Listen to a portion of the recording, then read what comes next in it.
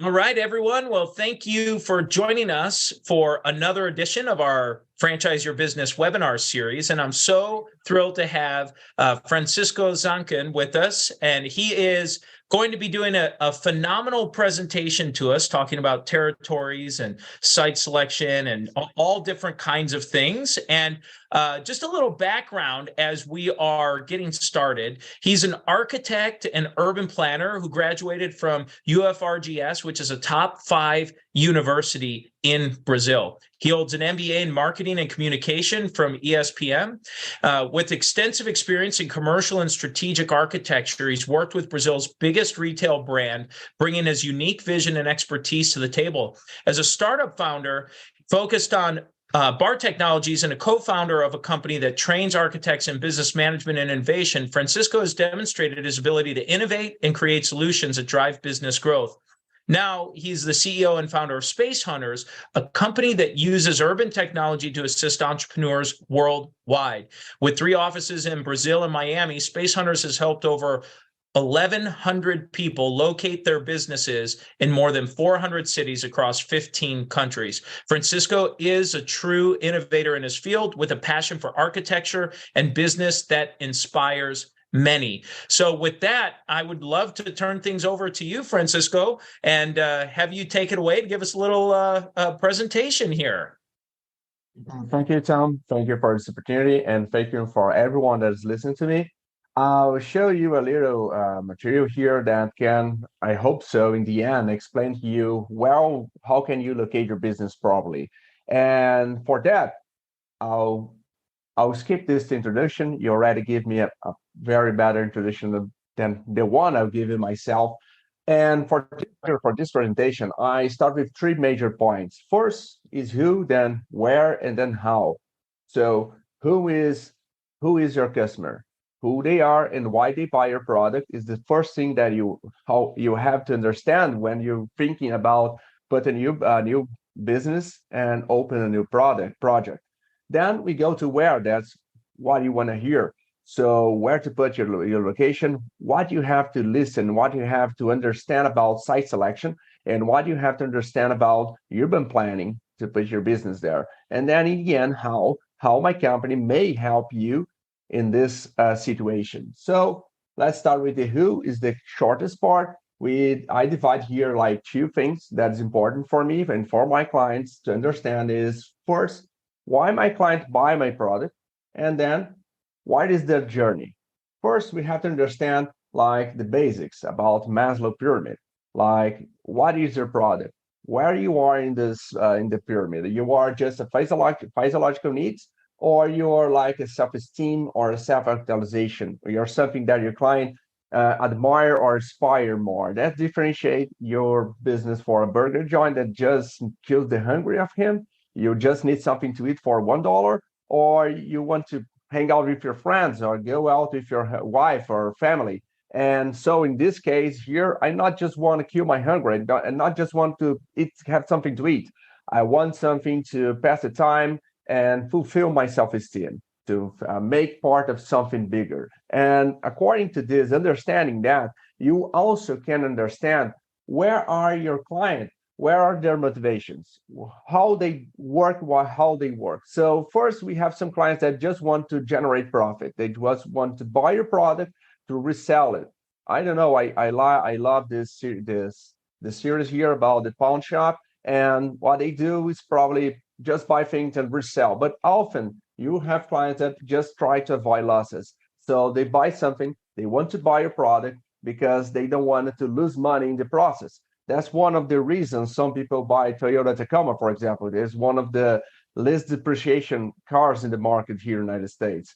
Or you have a client that's just like me, want to feel pleasure or something, or to buy a perfume, for example, or in my case, to buy a Macallan 12 years. That's something that I feel pleasure drinking, and people will feel like I want to buy it in a higher value. Of course, this kind of purchase here, you are very high in the Maslow pyramid. And this kind of purchase, for example, you have to look into some kinds of features inside the city. And that's why it's very important for you to understand if you're trying to avoid pain in your purchase. So it's the main reason I have an Apple myself. And my associates here in my company also use apples because we give this,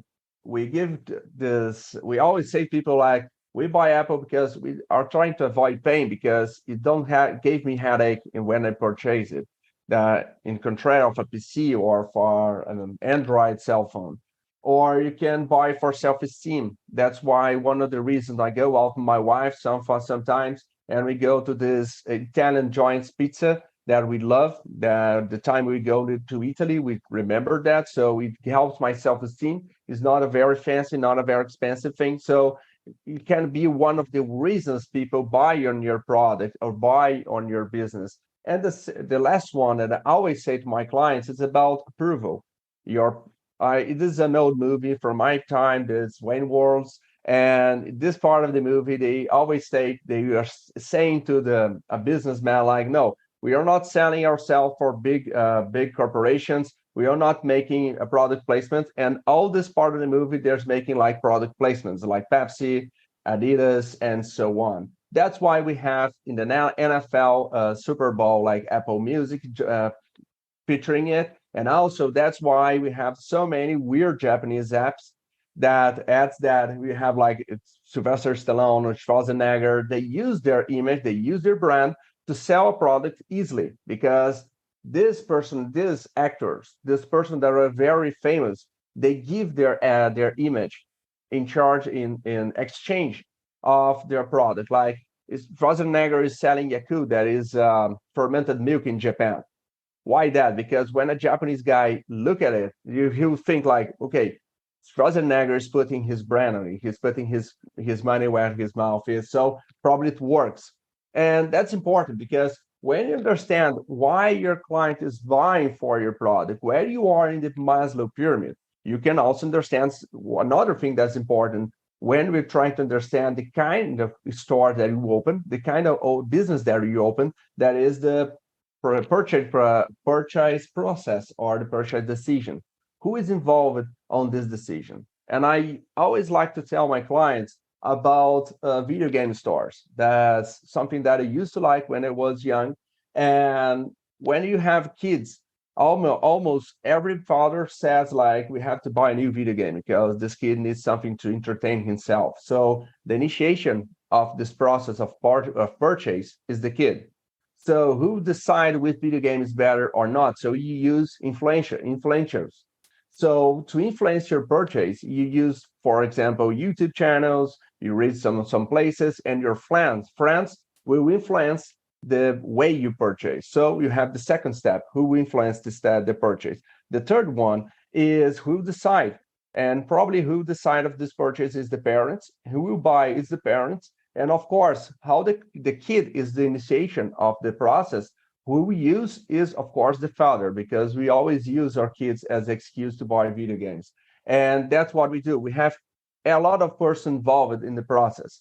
And why that's important for location? Because when you understand who's initiate, who is involved in the process, who will affect the process of decision, you understand also why do you have to look in a city to locate your business as well. That same thing happens in the bride industry. Like when a bride have to buy her dress, what is initiation is the propose, of course. Who use is the bride itself, but who decide is probably the mother of the groom, and who pay is probably the family. So it's a lot of people involved in it, and that's important because for that we have to create our personas. We cannot understand well the located reasons if we not understand who's buying and what their preference. That's why we not just have to understand like my target, but we also have to create a persona for it. Like if I'm selling video game, for example, I'm not saying like my client's a person about 20 to 40 years old. He's male, probably. I don't know. He's like video games and he like music and so on. No, you're going to understand where to create a person. Like his name is Brad. He's about 35 years old. He's an engineer. He works in a like technological company or telemarketing company, and we create all his things that he loves. By that, we can understand better and we can create better the sales funnel for him. So we have to understand, okay, I'm gonna put a new video game store for Brad. where should I put it? I know that Brad probably don't like to make gym. He probably don't like to make exercise, but he loves to eat. He loves to eat like in a burger joint, or he loves craft beers. So we go after this kind of point. So in order to make the awareness part of this funnel be bigger and better, we can be more visible for him. So we have to understand where to put the business in the city, and in where is where we go from now.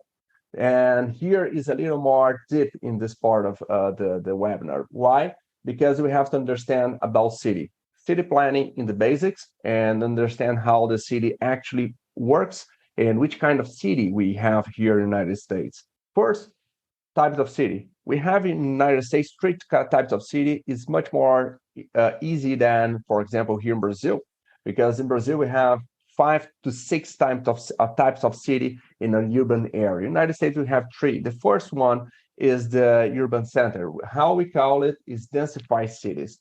It is like old cities from Europe. Here's Prague, is a very interesting old city.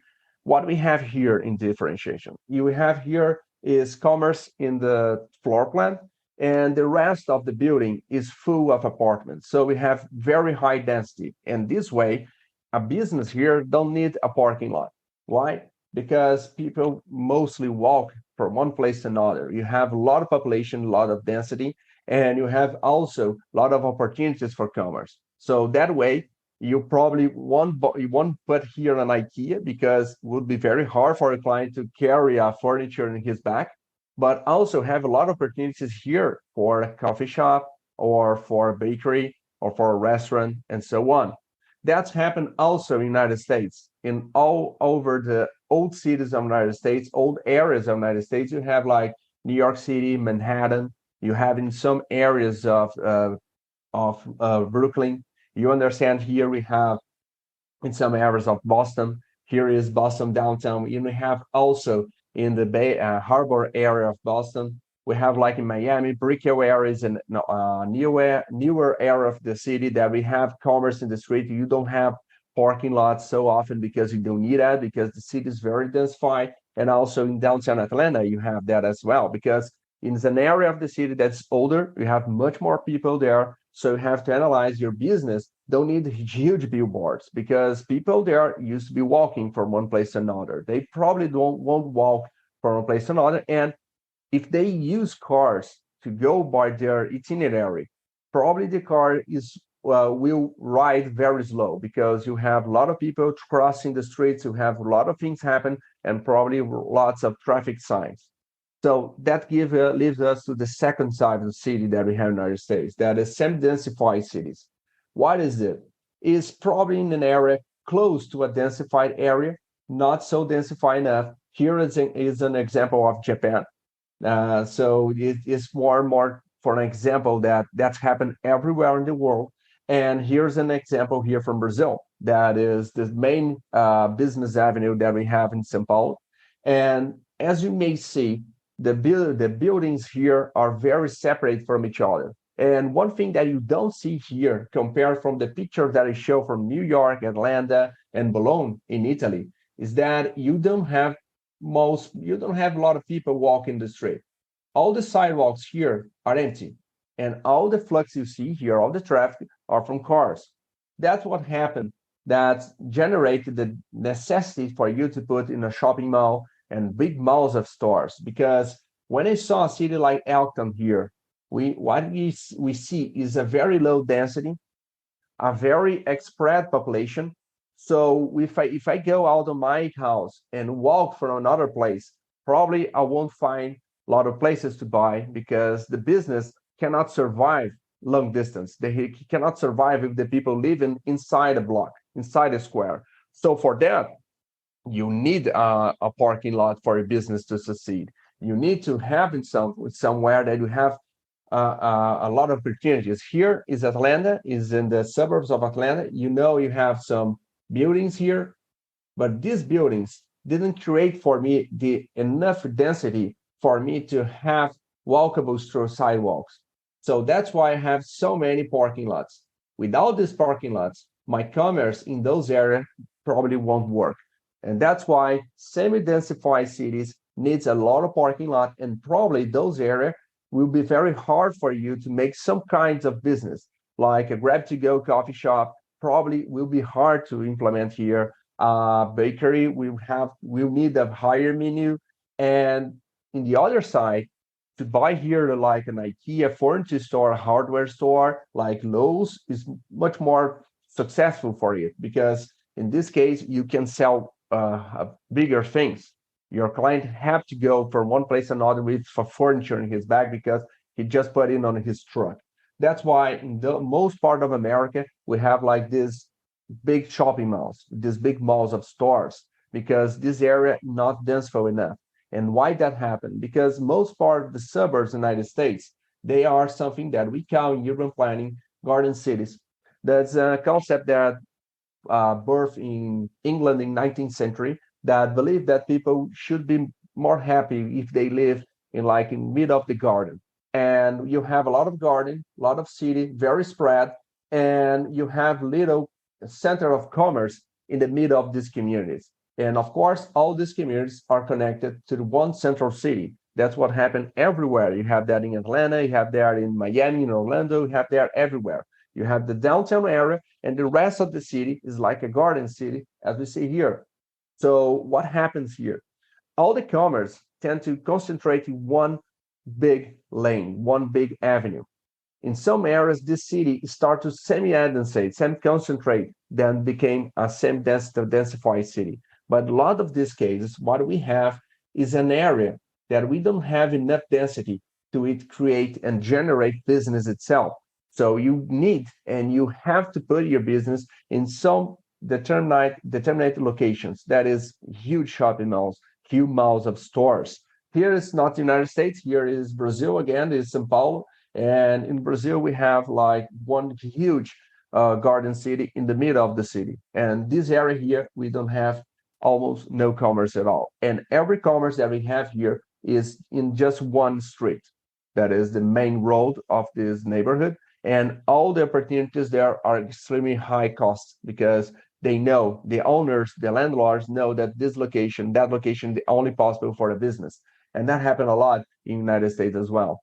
So when you're trying to go for a community that is far from big centers, big cities, what we have is that we have one or two malls of stores. That's the only opportunity. And for that, we cannot risk from our possibilities is like for a grab-to-go coffee, it's much more hard to put here because your client's probably walking by driving a car.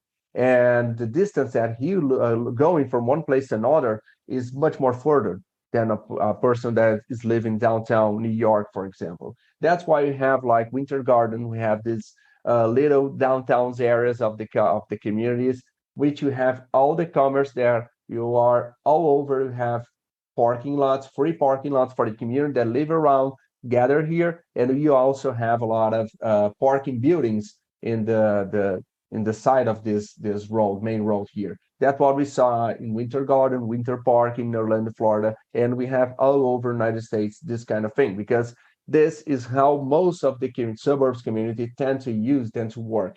And then understanding the kind of cities that we going facing, we have to understand the trends, the urban trends, and how the city tend to occur and tend to happen. I divide here four major trends that you have to understand to locate a business. The first one is what we call concentration. One thing that I discovered in urban planning is that according to design of the city, the population that live inside that city use the city in determinate ways. So when I have some place that is near from everyone else in the city, everywhere else, it's again, this location tend to concentrate people much more easily. This is the city of Elkton, Maryland, and this area here that is very red in this map is the same area that we have most of the commerce and service in Elkton. The other area that we have a lot of commerce is in the Highway 40. This is the main highway that connects Philadelphia with Baltimore. That is in this way. And not just is important for commerce, this highway, that because connect two major cities in the United States, but also because inside Elkton is one of the best locations that tend to concentrate people. And that just not just happen inside cities, but also happen inside counties as well. This is the Polk County in Florida again. And here we have Orlando in that area, and Tampa is in the other side. So it's in between two major cities in Florida. And what happened here? We have these small cities in the middle of the county that is called Winter Haven, for example. And Winter Haven have the highest concentration of commerce in the area. Why that happened? Not just because Winter Haven is in the middle of the way with two major cities, but also because it tends to concentrate people from Lakeland from to Davenport, and also it's easily to concentrate people that is living in Lake Wales or Bartow as well. So all the county see Winter Haven as is the center, the logical center of the community. So they use the city as to go to college, to go to Lowe's, for example, go to a hardware store, go to IKEA. This is the best place. It's the natural center of the area. Other thing that's interesting that here we have the highway number 4. That's the main connection between these two cities, Tampa and Orlando. And what we found is that we don't have almost no commerce in this highway. Otherwise, in these little centers that my system tell me that is hot, almost all the commerce is in the Route 92 that is happening to cross the middle of the county. And all the commerce there because tend to concentrate people easily. That happened not just in Florida, not just in Maryland. That happened also in Germany. Here's a system that we have from client from Cologne in the North Westphalia, in the northern area of Germany. If you like soccer, we have a great soccer team in the north that is Bayer Leverkusen. That's in the north area. If you don't like soccer, don't worry, I don't know Bayer Leverkusen as well. And also happened here in Toronto, Canada. Here in this red area is the same area that we have almost all the commerce, all the main street of service of Toronto. They concentrate in the area that, mathematically speaking, people, according to the design of the city, tend to concentrate. That's why we have so many things here. And they also happen in my city in Brazil. This is a population about 4.5 million people that lives in this urban area. And here, in this red part, is where almost all the real estate developers occur in the city. That happens, so that's one concentration. So what you may asking yourself is, okay, you tell me a lot of systems, you show me a lot of data, so I'm not the data guy. How can I understand that in the city? Well, it's easy. You have to observe the construction sites. Most of the time, these red areas that I show you in the map usually are the regions that you have a high real estate density and high real estate new enterprise. So you have to look after the new launches in the real estate department. You have to go after where you have a high liquidity in the real estate industry, and also where are the new constructions. Most of the time, where you have the most number of constructions are also the regions of the city that tend to concentrate people there. And if you live in the city, for you, what I show should be obvious. So because that what I show in the math is something that will feel itself.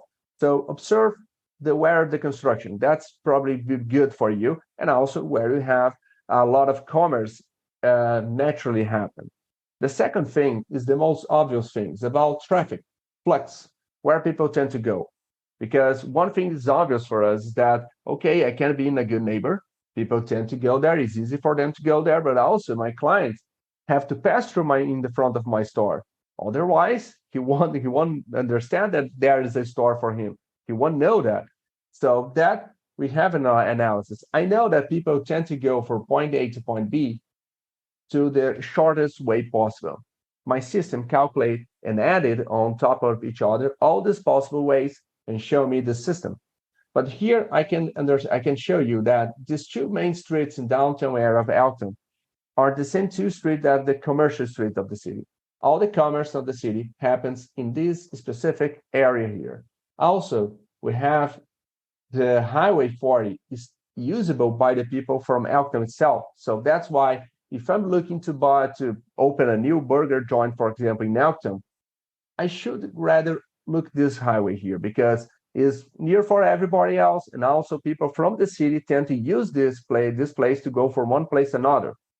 This area here is not that used by the people from Elton. So In this area of the highway, probably you just see people from Baltimore or Philadelphia passing through, not very good for some kind of enterprise, for example.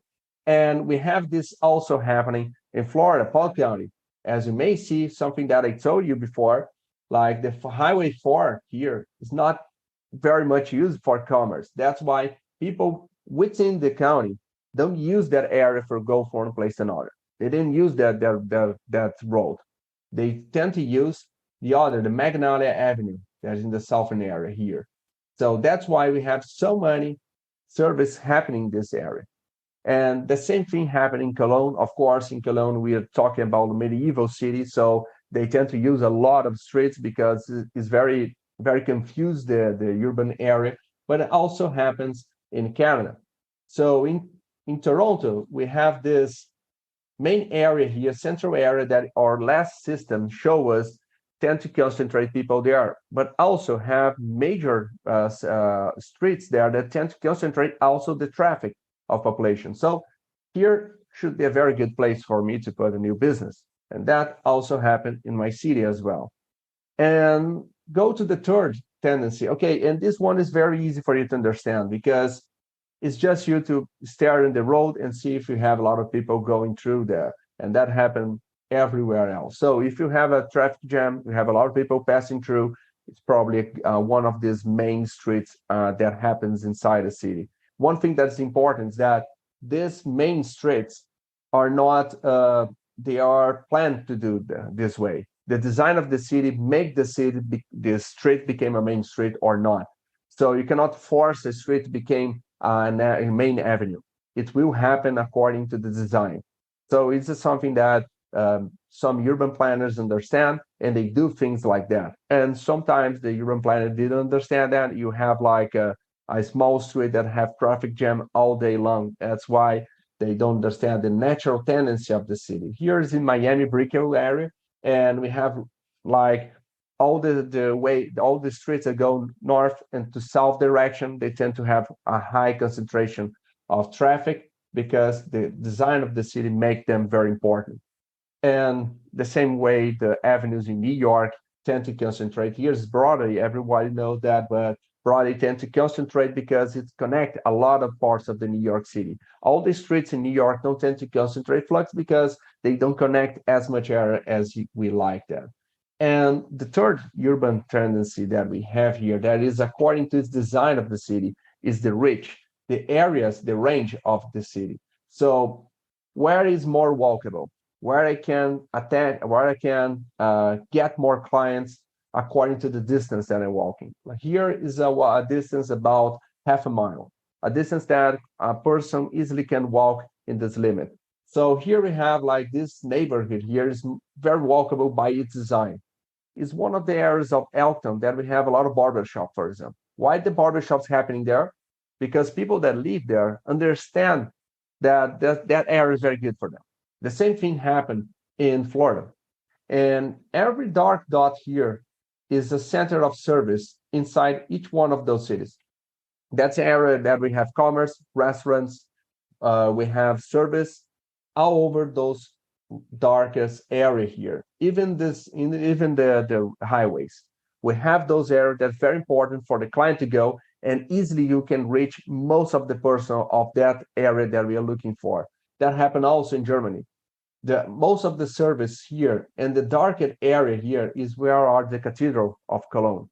And this area is where we have only commercial usage because the population that live there couldn't stand the cost of living in an area that is so much people want to go there very, very strongly. So people tend to concentrate population in the weakest area, and how it's a tourist attraction city.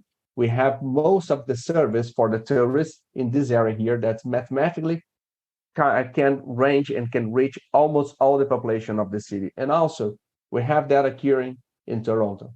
This darkest area is where you find most of the commerce in the city. Most of the retailers, most of the service, most of the commerce in the city occur in this darkest area here. So the commerce in the city is not an accident. The commerce in the city, where it occurs and what it happens, is something that you can design in the city, and or you can understand without staying there. Everything that I show you, you can see that by the design, by mathematical situations. But if you don't have how to calculate it, one thing that you can understand it is looking for the neighborhood commerce, where you have the most number of barber shops, where have the most number of hair salons, where I have like a gym, where I have CrossFit boxes, where you have like all the commerce. Where are you outside downtown of your city, and you find a lot of service, probably is neighborhood center, and that's important for you to identify, because identifying that you can understand if it's a good place for you to put your business in the neighborhood area or is not. So look after the other commerce, look after what other people are doing, and if it's another new neighborhood that is being building, probably you have to understand a little bit about urban planning, or you can count on us. But other thing that's important, otherwise, those factors that are related with the urban planning of the city, with the design of the city, is clustering. And clusters is very important from some kind of business. Why? Because in some kinds of industry, if you're inside a cluster, so if you're inside a region that have a lot of the same kind of commerce, your profit can be up high to 70% higher than the usual. Why? Because when I go after a restaurant with my wife, if this restaurant is full or stack of people, or I don't like the menu, if I walk like 10,000 feet, I can find another restaurant. So it's good for you to be near an area that have a lot of retailers, a lot of dress stores. So we have like regions in Coral Gables in Florida that have a lot of wedding dresses. Why that happened there? Because when you don't find your wedding dress in the store, you go to the store in the side. So everyone profit more on this. That's much more easy to understand. Like 5th Avenue is a huge cluster, and Greenwich Village in New York also is a huge cluster. You have a lot of bars there. You have a lot of jazz bar there. So if you don't like one bar, just walk a half a block and have another bar that may interest you. And that's very easy for you to understand, very easy for you to reach and see in the city.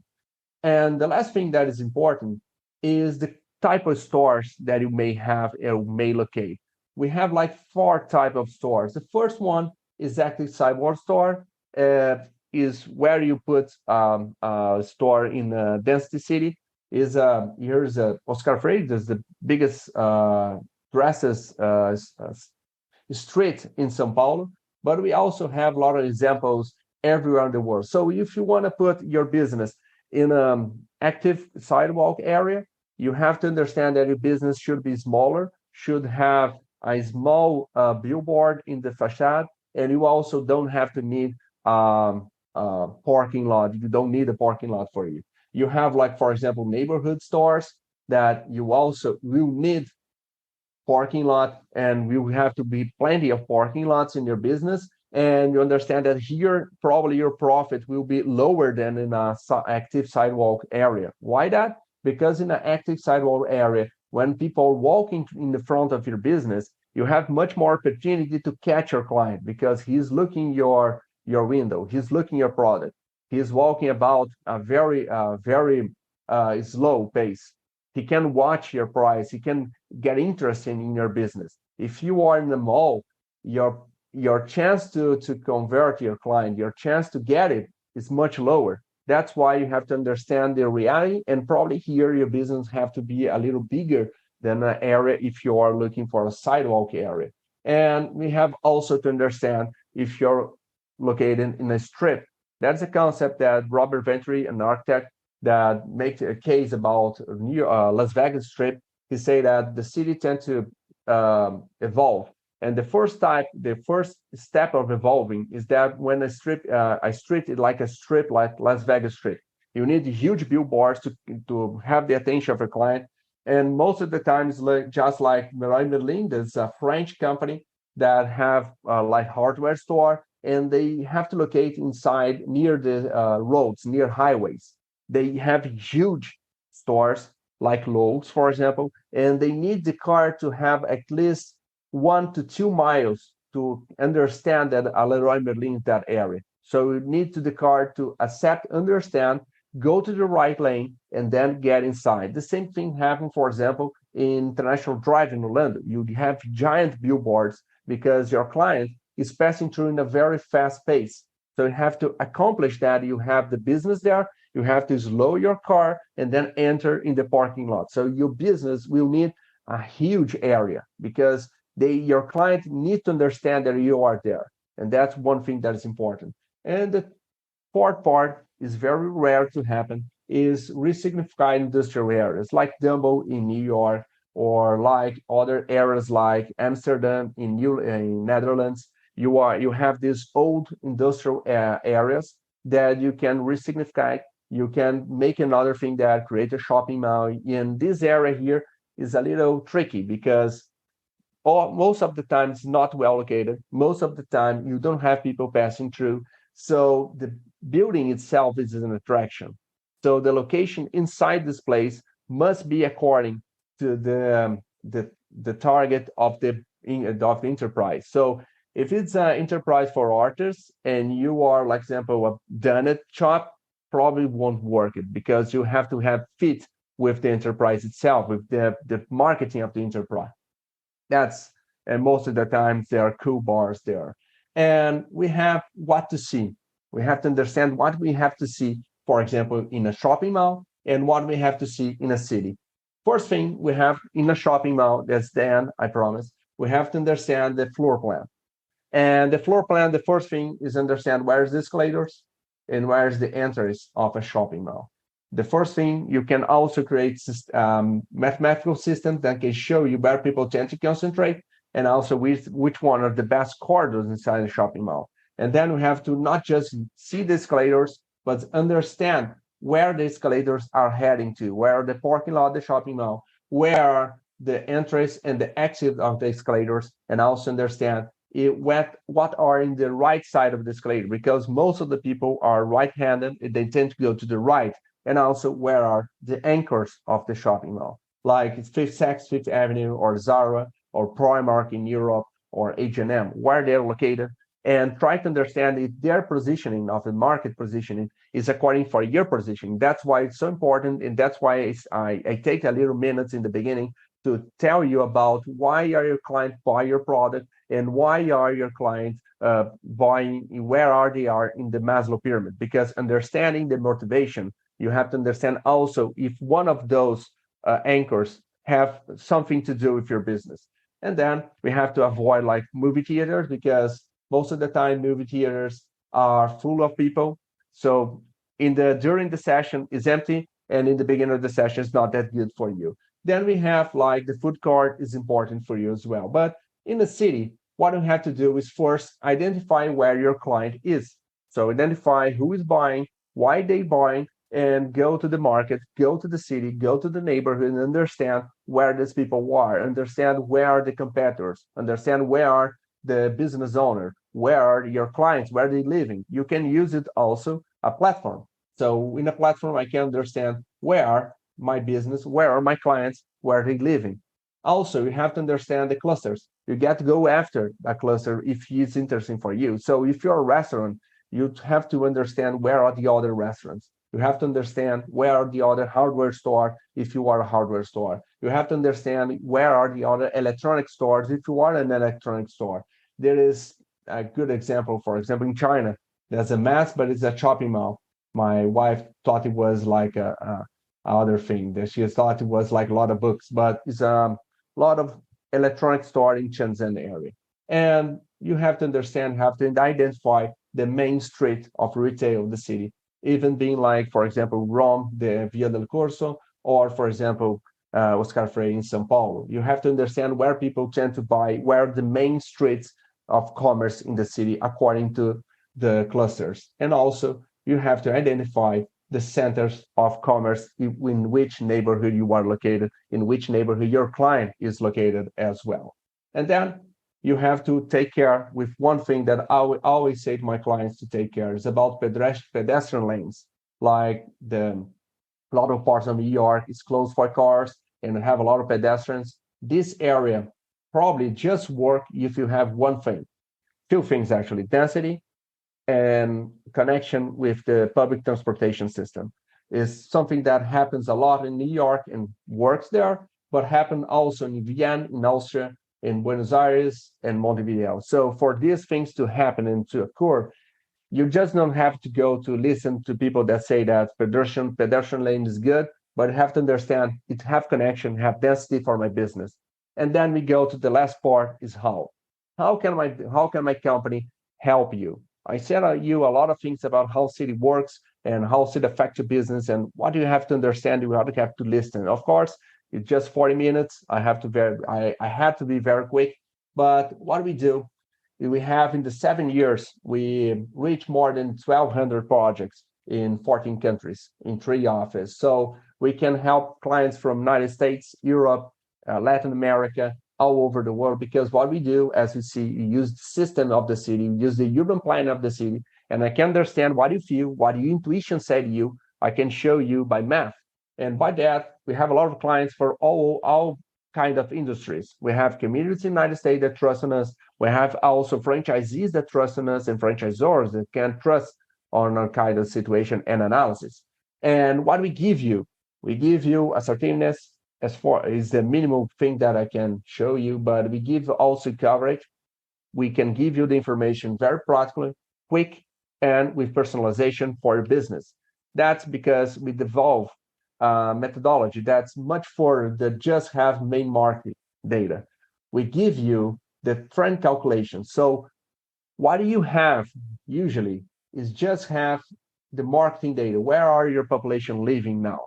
But you still have to trust on the intuition. And as I show you by this presentation, by this webinar, sometimes what you feel is very important.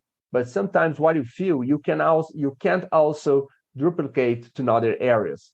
That's why we create this calculation tendencies and we calculate how it works and how this affects the way you think the city. And this way, we can show you maps, address, and comparing this address, showing you the best location for your business and how the city actually works and why it works the way it works.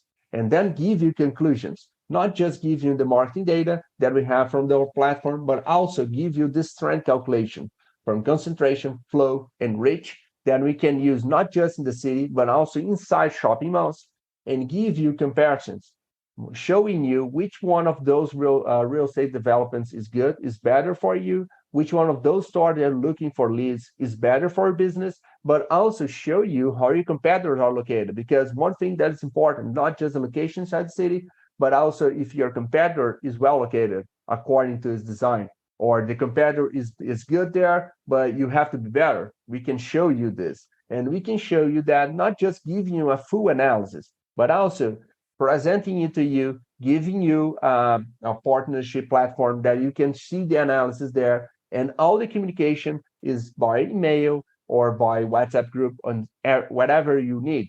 We'll be there for you. And not just that, we delivered the system up to 20 days and we still up to 33 months in continuous assistance for you to give you assertiveness to understand where to put your business and why that location is the best location for your business and how to do that. That's because we are here to solve your problem and give you assistance. And that's why for Big Sky franchise clients and partners, we have a price about $1,500 to give a few analysis. And if you want to know more, we have to understand better how it can work, how it can help your business, we'll be glad to answer your calls. You can call by our cell phone here in the United States or email like contact@spacehunter.co or for one of our addresses in Brazil that attend elsewhere in the world. So thank you a lot and hope to help you in the future. Well, thank you very much there, Francisco. That was a great presentation, very thorough, very in-depth, and I really like the historical analysis you gave on city design and how the various forms of that and how it flows. It really gives perspective in terms of the importance of site selection and really when you were showing some traffic patterns and traffic flow, it may not be what someone thinks the main business district is going to be. I'd like to open it up just to see if there are some additional questions from any attendees that are on here. If you're in the room and you have the ability to either type into the chat or hit the raise hand feature, I can unmute you as well if you'd like to ask a question. And while we're waiting for that, Francisco, I'd love for you just to share too, how can people get in touch with you? What's the best way for them to get a hold of you if they want to take either ask more questions or maybe even get started with you? Yeah, the best way to reach us is about email. You send email right away, we're gonna answer it. Or if you want to give a call, is a good place, is a good way too. You can give a call by 256-280-4357. That's a good way to have us. Okay, great. Thank you. And we have a question here from Angel. So Angel, go ahead there. Looks like you've got permission to talk. Go ahead and hit unmute. There you go. Hi, it's nice to meet you, Francisco, and good to see you, Tom. I do a lot of global projects, and from time to time we need, I guess, some experts to come in on and talk about the demographics, especially when we're talking about sports. Most of the players that we're working with who are starting new businesses and so forth want to be able to have kind of a survey. Would you be able to be available for a project like that? We can say I don't even know what your rates are, but I mean, the opportunity for us to hire you to come in and do a demographic scope and then see how far we can take it to the next level. Yeah, we can. We are able to do that. Even more if the player you're talking about is one player that we like. A lot of people here love sports, so yeah, but we can do that. We can do that. Thank you very much. I appreciate that. Great question, Angel. Any other questions there, Angel? No, loving this. And like I said, it's great to have international partners who can give us a scope. I travel quite a bit, but I have not been to Brazil. I've got several partners are from there, and I'd love to be able to come down and talk about how sometimes we can partner with each other as well, especially when you've got most of my players are all over the globe. So they travel. It doesn't matter what their sport is, whether it's, European soccer, as you would say, the right football, or, American football or baseball, basketball, whatever. And in the PGA right now, we're talking about players transitioning out and starting their own businesses that make sense. And sometimes to know the demographics outside of their scope. So, for example, a football player may not know the outskirts outside the city, but you might be able to give us some perspective on where a great place to land a location would be. Yeah, that's a very good question. I already have some client that was a former soccer player in Europe. He was planning to make an investment in Portugal, and he know a lot about Lisbon, that was his city, but he know about a user of the city, not like an investor of the city. So he have a hard time to understand the neighborhood and where to place like a restaurant. The same thing happened here in Brazil. We have like a joint restaurant from the sister of Cristiano Ronaldo, the famous Portuguese soccer player. And unfortunately, the location inside the city wasn't the best. So we didn't take it too long there. Wasn't a success because she knew how to cook. She was a terrific cooker, cuisine maker, and unfortunately, the location was very bad inside the city, and was a small city as well. Was a tourist attraction and didn't work because sometimes these players, they have the money, they have the understanding of their business, but one thing is you to understand your business. The other thing is you to understand the city where you to locate your business. And as a urban planner, I know that's very hard, very tough to understand. Right. That's excellent. Thank you so much. This is very valuable information. Love your presentation today. Thanks, Tom, for inviting Thank you. Yeah, thank you, Angel. Well, Francisco, with that, I think that's a great presentation. I think this went very well. Thank you so much for being here today. I really appreciate it. No, I thank you. I thank you for the opportunity. And anything that you may want, just have a call. Perfect. And for anyone tuning in who'd like to share this presentation, we will have the replay live up on YouTube and our podcast Franchise Your Business and on our company blog as well over the next few days. And if we don't see you before then, enjoy your weekend. And Francisco, thank you again for your time and expertise. We greatly appreciate it. Oh, thank you, and have a great weekend. Actually, it's Friday. You too. Thank you so much.